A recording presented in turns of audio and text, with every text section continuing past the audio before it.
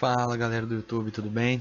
Aqui quem fala é o Nelson, sou engenheiro civil, bem-vindos a mais um vídeo do canal Momento Estrutural.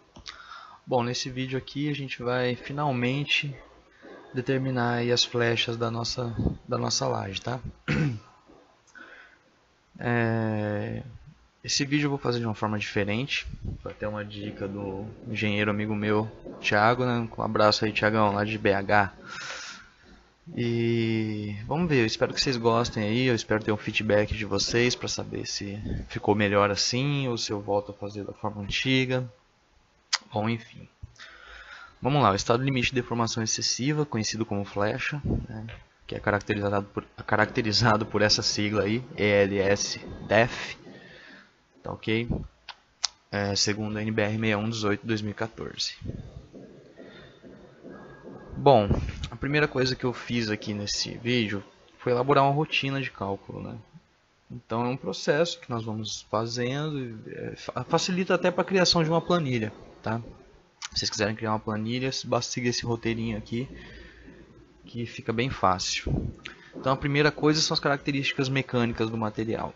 Então nós precisamos saber aí algumas coisas como a tensão de tração, né, a resistência à tração do nosso concreto, o módulo de elasticidade, que leva em consideração o agregado que nós vamos usar, ok? Depois a gente vai para as características geométricas no estágio 1, ou seja, o estágio 1 é o estágio que a estrutura ainda não apresentou nenhuma fissura, né?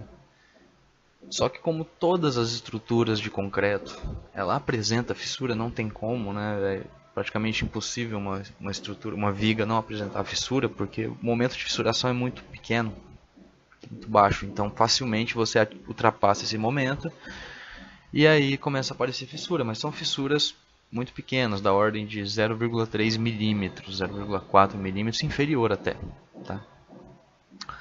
Depois nós vamos para as características geométricas no estágio 2, onde vai mudar a inércia, porque eu estou considerando uma seção menor do concreto, né? Uma seção menor da minha estrutura, porque aqui fissurou já, entendeu? Depois disso nós vamos ver qual que é o momento ativo e o momento de fissuração. Qual que é o momento que vai estar atuando aí para a nossa combinação quase permanente, que é a combinação das flechas. E o nosso momento de fissuração, que leva em conta a resistência à tração do concreto. Ok? Depois nós vamos calcular a rigidez equivalente, que é utilizada a inércia média de Brenson. Então é uma rigidez que ele considera aí a estrutura fissurada. Então o que ele faz? Ele faz mais ou menos uma média, né, da região não fissurada com a região fissurada. Ok? Depois nós vamos fazer o cálculo da flecha imediata, que é a flecha inicial. Depois a flecha diferida no tempo, ou seja, leva em conta o fator de fluência, né, e aí eu posso considerar minha flecha total no infinito. E por fim a verificação, para ver se passou. Tá ok?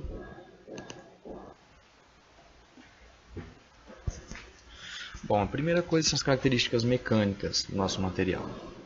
Então eu peguei aqui um trecho da norma 6118/2014, né, onde ele fala sobre as minhas características da resistência à tração. Então eu tenho uma resistência à tração inferior, uma superior, uma média, né? Qual dessas nós vamos usar para a verificação da flecha? Tem um outro trecho da norma, depois eu vou repetir esse trecho aqui, né, que ele fala que para a determinação do momento de fissuração deve ser usado o FCTK inferior, no estado limite de formação de fissura, e o FCTM no estado limite de deformação excessiva. Portanto, nós vamos utilizar o FCTM, já que nós estamos vendo a deformação excessiva. Então está ali, para eu chegar nessa resistência, para concretos de até 50 MPa. Como nós estamos usando 25 MPa, né, então eu tenho ali a minha fórmula.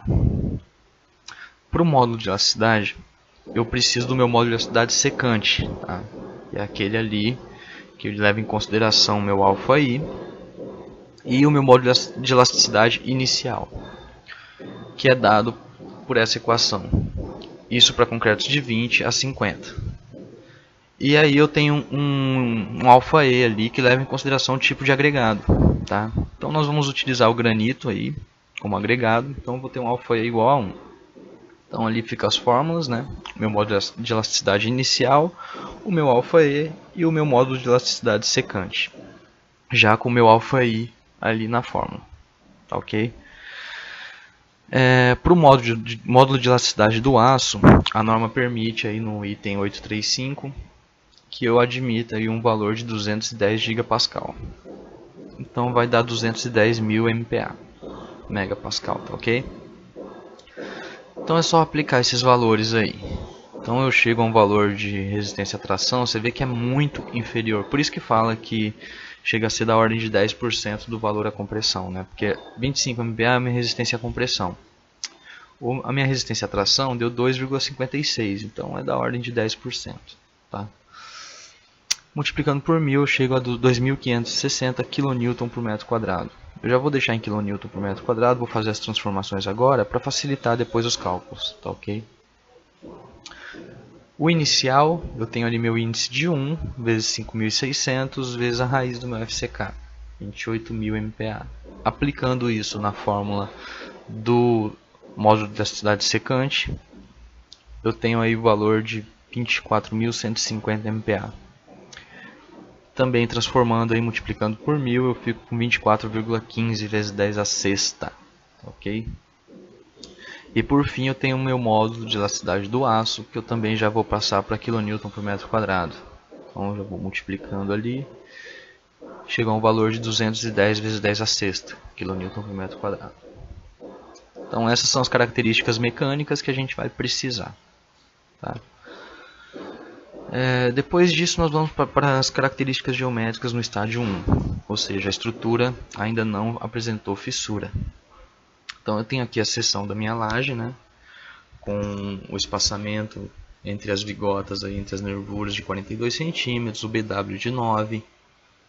Ali eu tenho a altura da minha laje, que vou considerar apenas aquele 8 e aquele 4, né, que é a capa de concreto, e a altura do bloco.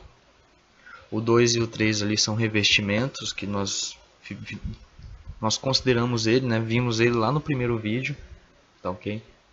Para estabelecer qual que seria o carregamento permanente, né? Então daqui eu tenho essas informações, o BF, o BW, HF e o H. O H é a soma de 8 mais 4, o HF é a capa de concreto, o BW é a largura da nervura e o BF é a distância entre os eixos da nervura. Ou seja, seria a minha área de influência, né, de cada nervura. Eu preciso então da minha área da seção, do meu centro de gravidade e do meu momento de inércia, a flexão no estágio 1. Essas fórmulas eu tirei todas do livro do professor Schuch, né, do Roberto Schuch e do Jasson, que é Cálculo e Detalhamento de Estruturas Usuais de Concreto Armado, já segundo a NBR 6118/2014, tá? Que eu tenho aqui a 4ª edição, publicado pela Edufscar. Ok? Bom, vamos lá. Aí eu já tenho todos esses valores aí, então primeiro eu vou calcular a minha área, basta eu substituir na fórmula. Que o BF, que é a distância entre eixo, menos o BW vezes o HF, mais o BW vezes H. Tá ali 240 centímetros quadrados. O meu centro de gravidade da minha seção, também já aplicando aquela fórmula ali do YCG, e aí aplicando então finalmente no meu momento de inércia, né, que eu vou chegar aí a um valor de 2.422 centímetros a quarta, que daí já vou passar esse valor aqui para metro a quarta, né, então eu divido aqui por 10 a oitava, então vai ficar 24,22 vezes 10 a menos 6 metros a quarta. Esse é o meu momento de inércia, a flexão no estágio 1, estrutura não fissurada. Agora nós vamos calcular nossa característica geométrica para o estágio 2, ou seja, aqui a minha estrutura já apresentou fissura. O meu momento ativo é maior do que o meu momento de fissuração. Então a primeira coisa que eu preciso é a posição da minha linha neutra no estágio 2. Já que agora vai alterou as características mecânicas vão mudar, né? Eu tenho um carregamento, me fissurou, então a minha linha neutra tende a ser menor, né? A ser mais rasa do que a minha linha neutra normal no estágio 1, tá ok? Então para isso eu tenho preciso achar o meu A1, A2 e A3. O A1 é BF sobre 2, A2 é um αE vezes o AS e o A3 menos D αE vezes o AS. Esse αE não é aquele mesmo αE lá do início do agregado, tá? É um outro αE que eu já vou demonstrar aqui.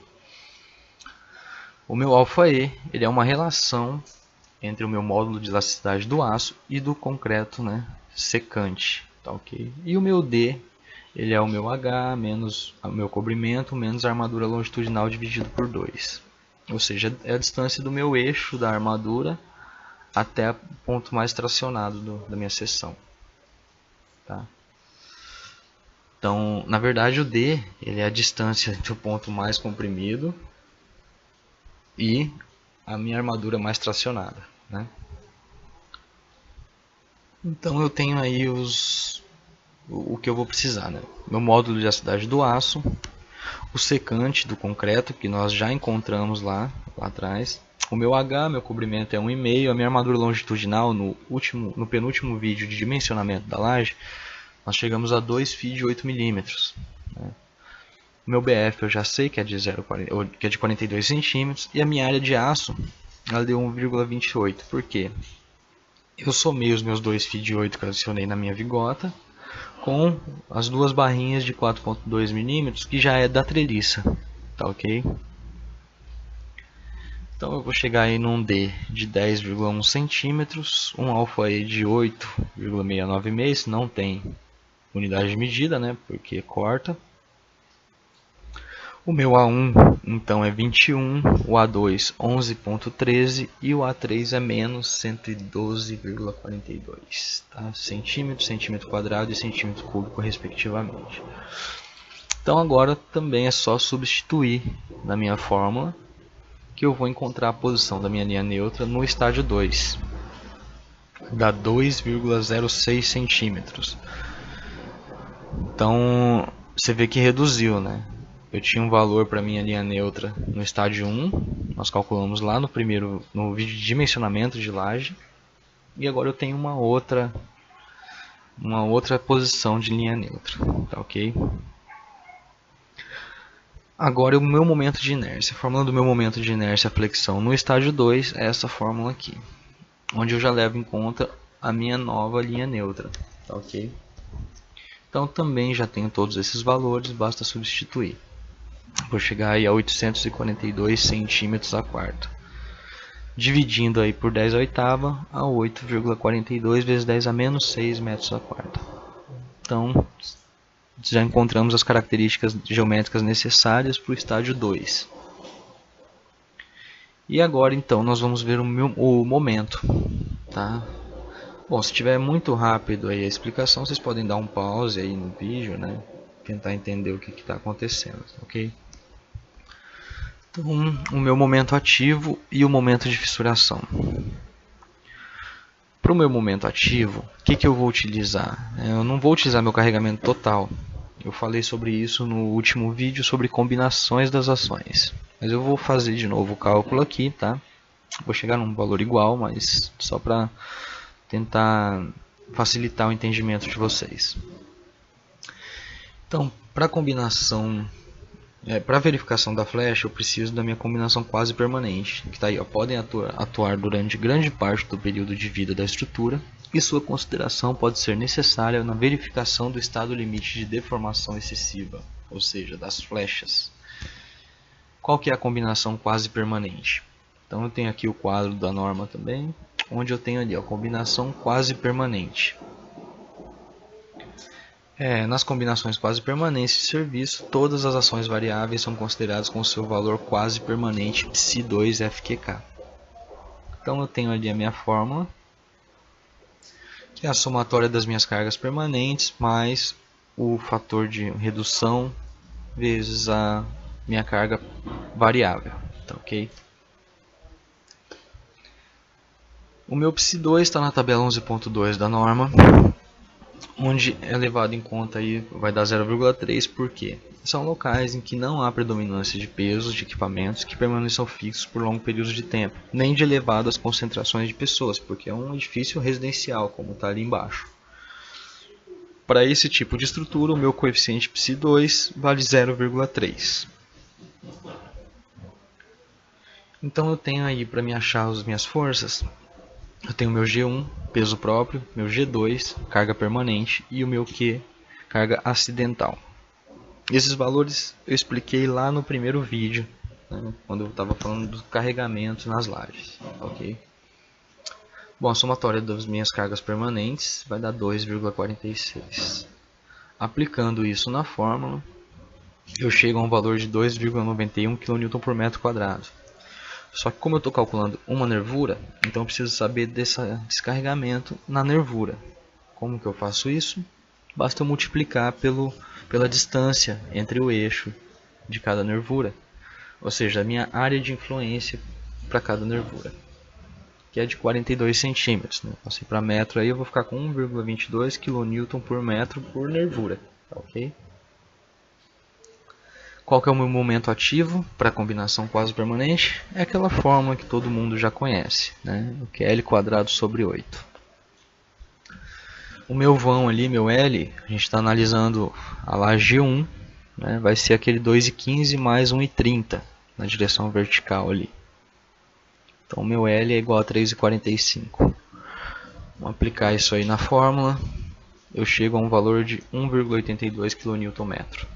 Esse é o meu momento máximo ativo para a combinação quase permanente. Tá ok? Agora vamos encontrar o momento de fissuração. Eu tenho aqui esse trecho da norma, onde ele estabelece qual que é o meu momento de fissuração. Então, nos estados limites de serviço, a estrutura trabalha parcialmente no estágio 1 e parcialmente no estágio 2. Foi aquilo que eu falei. Parte da viga ela não fissurou ainda e parte da viga ela já fissurou. O que separa um do outro? É justamente o meu momento de fissuração. Então, até determinado ponto da viga, a minha viga não fissurou ainda. Por quê? Porque o momento atuando ali é menor do que o meu momento de fissuração. A partir do momento que esse momento ativo ficou superior ao meu momento de fissuração, é onde começa a deformar a minha viga.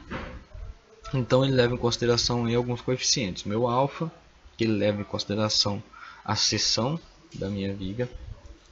Eu tenho o meu FCT, que é aquela análise que a gente fez lá no início, né? Qual que é o FCT que a gente vai usar? É o FCTM, porque estamos utilizando estamos verificando a deformação excessiva, tá? A minha inércia é a inércia da seção bruta de concreto, que foi a que nós calculamos para o estágio 1, tá? Porque no estágio 2 ela já considerou a estrutura fissurada, então a inércia deve ser a seção bruta. E o meu YT, que é a distância do centro de gravidade, que é o nosso YCG, até a fibra mais tracionada, que é até a parte de baixo da viga, tá? Então eu tenho ali, eu separei as fórmulas ali.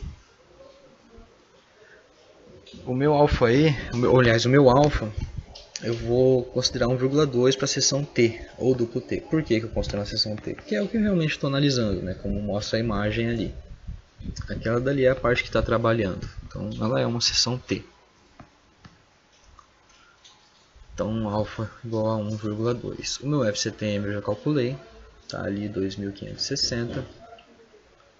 Então meu YT ele vai ser o meu H, que é a altura total, menos o meu YCG, que é a distância, vai ser a distância do centro de gravidade até a fibra mais tracionada. Vai dar 8,2 centímetros. E a minha inércia na seção bruta do concreto. Basta aplicar esses valores na fórmula. Eu chego aí a um valor de momento de fissura de 0,91 kN/m. Então isso significa que, bom, eu tenho lá meu diagrama, né, que é uma parábola. Então eu vou andando pela minha viga, esse momento vai aumentando até chegar no meio e eu ter o meu momento máximo. Enquanto meu momento ativo não for superior ao meu momento de fissuração, eu estou trabalhando no estágio 1. Então a minha viga não fissurou. A partir do momento que o meu momento ultrapassa o valor da fissura, aí quer dizer que a minha viga vai fissurar, tá ok? Então isso prova que numa única viga eu tenho trabalhando os dois estágios de deformação. Bom, vamos lá. Agora é a rigidez equivalente, que é utilizada a inércia média de Brenson, tá ok? Então eu tenho lá na norma também como que eu calculo essa rigidez, né, para flecha imediata. Então eu vou utilizar essa fórmula aqui. Então eu já deixei ela separada ali. Quem é quem aqui? Vamos achar esses meninos, né? Nós já temos todos esses valores, tá? Já calculamos. Então meu módulo de elasticidade secante do concreto, o meu momento de fissuração, meu momento ativo, a minha inércia da seção bruta e aí a minha inércia no estágio 2. Aplicando todos esses valores aí, você vê que eu deixei tudo na mesma unidade de medida, tá? Para chegar a um valor exato aí. Então a minha rigidez equivalente ela vai ser igual a 251,04, ok? Bom, é uma fórmula simples, né? Relativamente simples, então basta substituir esses valores aí e você chega nesse resultado, ok? Então vamos finalmente fazer o cálculo da flecha imediata, flecha inicial aí. Aí eu tirei lá da resistência dos materiais essa fórmula, tá? Alfa C PL a quarto dividido pela rigidez, PI. Onde o meu alfa C ele vai depender do meu esquema estrutural. Para vigas biapoiadas e carga uniformemente distribuídas, o valor é 5 sobre 384. Isso aí está nos livros de resistência dos materiais, de teoria das estruturas. Ok, não é o nosso foco aqui, não é o nosso foco é calcular a flecha, então eu vou focar nisso aqui. A minha rigidez é a rigidez equivalente, que eu acabei de calcular. Tá? A minha carga é a carga para combinação quase permanente, nós já calculamos, e o meu vão é 3,45. Então basta aplicar isso aí na fórmula. Ali tem a fórmula como ela vai ficar, né? Trocando o alfa-C pelo 5 sobre 384. E aí substituindo eu chego a esse valor de 0,009 metros. Vamos transformar aqui, né? Multiplicar por 100, eu chego a um valor de 0,9 centímetros. Essa é a minha flecha inicial. Terminei por aqui? Não. Eu ainda tenho que levar em consideração a fluência, né? O tempo, quanto ela vai se deformar com o tempo. Isso aqui é a minha flecha inicial. Eu tirei as escoras, pum, ela vai deformar isso aqui. Então agora nós vamos para cálculo da flecha diferida no tempo. Então eu tenho aqui o item da norma 173212, que ele fala, também isso aqui é tudo da 6118 de 2014, tá ok? Então eu tenho ali o meu fator de fluência, que ele leva em consideração o tempo de aplicação de carga, certo? Que é esse Xi aí. Então eu tenho o delta Xi, que vai ser o meu Xi no infinito, ou eu coloco aí, estabeleço algum valor específico. Para o infinito vai ser igual a 2, que é o valor máximo que eu chego aí do meu Xi. E menos o meu Xi inicial. O que é esse Xi inicial? É quando eu começo a aplicar a minha carga. Então aqui a gente vai considerar que, bom, o certo é você retirar as escoras com 28 dias, né? Mas isso não acontece, a gente sabe disso. Então eu vou considerar que com 2 semanas a gente vai tirar as escoras. Ou seja, daqui 2 semanas vai começar, a minha laje começa a trabalhar de fato. Então começa a aplicar as cargas, tanto de peso próprio e sobrecarga, que nós vamos ter aí. Então vamos calcular esses valores. Eu tenho ali o meu T0, né, que é a idade em meses relativa à data de aplicação da carga. Bom, antes disso, vamos lá, no alfa F ali. Por que eu risquei aquele 1 mais 50 rolinha? Porque o Rho, quando eu tiver o Rho aí, quer dizer que eu estou trabalhando com proteção. Tá? Então, como a nossa estrutura não está protegida, né, então eu risco aquele 1 mais 50 Rho, que vai ficar então com um alfa F, que é o fator de fluência, vai ser apenas o delta Xi. Para o meu delta Xi eu uso aquela fórmula que é o Xi no infinito menos o Xi inicial, que é a aplicação de carga quando eu começo a aplicar minha carga. Então é o tempo que a minha carga vai aplicar aí sobre a estrutura. Eu tenho aí um valor limite, né, de que se para o infinito, que é igual a 2. É o valor máximo dele. Então é para 70 meses ou mais, tá ok? E aí eu tenho também o meu psi inicial, que é isso aqui, quer dizer que é para tempo menor que 70 meses. Então no caso a gente vai considerar aqui que é o tempo de aplicação da nossa carga. Então tá ali o meu psi inicial. O meu psi inicial precisa do meu T0. E tá ali que o T0 é o tempo que começa a aplicar minha carga. Eu simplifiquei a fórmula do T0 aqui, que é o que? A quantidade de dias dividido pela quantidade de dias que tem um mês. Eu vou chegar num índice aqui. Então eu vou aplicar vou tirar as minhas escolas com 14 dias, dividir então 14 por 30, né, que seria um mês. Então, vamos resolver essas equações aí. Então meu T0, 14 dias dividido por 30 que tem num mês, eu chego a 0,47. Colocando esse T0 no meu psi inicial ali, eu chego a um valor de 0,53. Com isso eu já posso calcular o meu delta psi. Tá? Meu alfa é F, que vai ser o delta psi, é 2, que é o meu psi no infinito, menos 0,53. Então eu chego no valor de 1,47.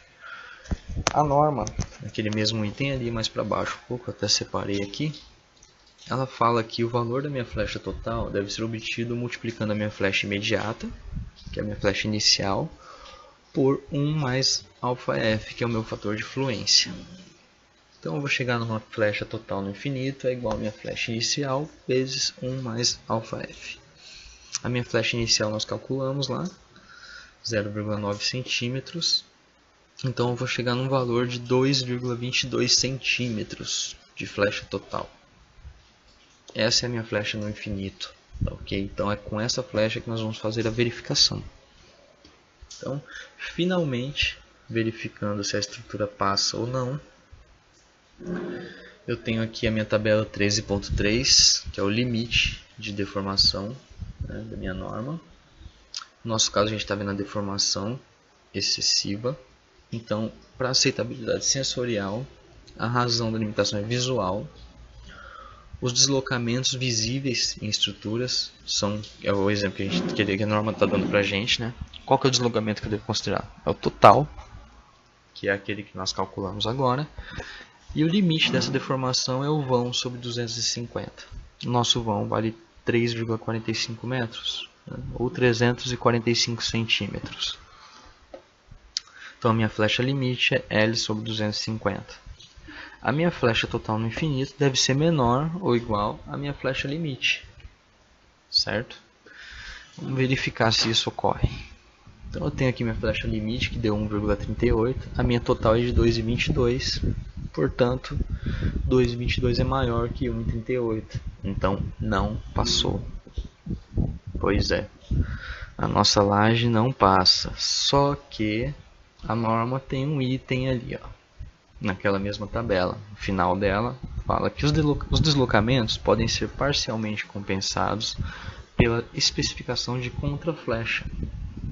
Entretanto, a atuação isolada da contraflecha não pode ocasionar um desvio do plano maior do que L sobre 350. Ou seja, eu posso aplicar uma contraflecha na minha laje máxima de L sobre 350. Então a minha contraflecha vai ser o meu vão sobre 350, que é de 0,99 centímetros. Que vai totalizar aí, eu pego o meu 2,22 menos esse 0,99, que é a contraflecha máxima permitida. Eu vou chegar a um valor de 1,23 centímetros, que finalmente é menor do que 1,38 centímetros.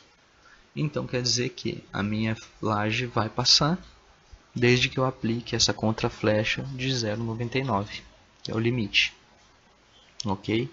Isso valida a minha laje. Pronto, ela pode ser executada. Bom, a gente chega ao fim do cálculo da laje, tá ok? E agradecer aí a todo mundo que viu o vídeo até aqui.